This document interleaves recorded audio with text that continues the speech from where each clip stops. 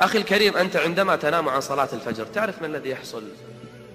الملائكة صعدت وأرسلت الكشوف، كشوف الأسماء كلها، وفلان غير موجود، فلان ما صلى الفجر يا رب، أين فلان؟ وهو أعلم به.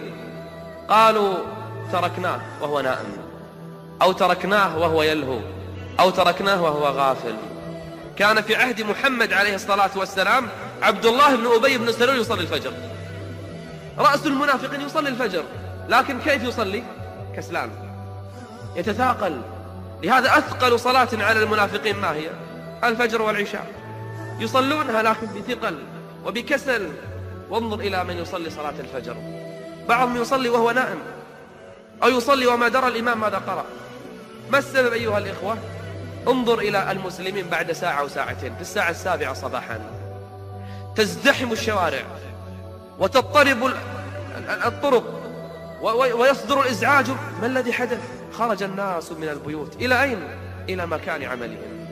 سبحان الله، ألم يكن في هذه البيوت أحياء قبل ساعة أو ساعتين؟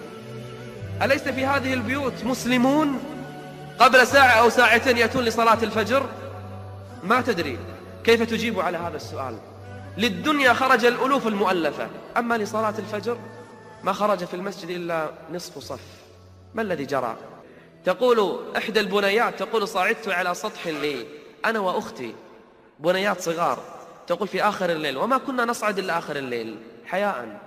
انظر للحياء، بنيات صغيرات ما يصعدنا إلى سطح المنزل للعب واللهو إلا آخر الليل، حتى حيث لا يراهن أحد. ففي ليلة من الليالي صعدنا، فنزلنا إلى البيت فقلنا يا أماه. قالت الأم وما شأنكن؟ قالتا يا أماه ما حدث لذلك العمود الذي كان في سطح جيراننا، كان هناك عمود خشبي الآن ما نراه. فضحكت الأم فقالت ليس ذاك بعمود، ليس ذاك بعمود. قلنا وما هو؟ قالت ذلك منصور بن المعتمر كان يقوم الليل فمات.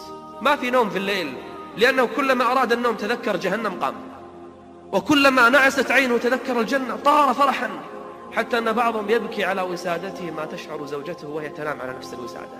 أتعرف أخي الكريم أنك لو صليت الفجر وخرجت من يومك وفي ظلام الليل ولا ترى إلا شخصك يمشي، ولا تسمع إلا قرعا عليك، ولا تنظر يمنة ويسرى إلا ظلك، ما في أحد يمشي غيرك، وأتيت إلى بيت الله لتصلي صلاة الفجر وقد غلبك النعاس، وقد هجرت الفراش، وقد طويت ذلك الفراش لتأتي لله جل وعلا لتركع ركعتين ثم ترجع إلى الفراش، أتعرف ما أجرك؟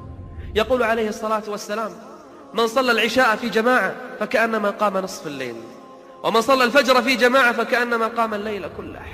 بل أخبر أنه في ذمة الله. أخي الكريم، اسمع لهذا الحديث العظيم الذي أسأل الله عز وجل أن يقذفه في قلبك فتقوم صلاة الفجر.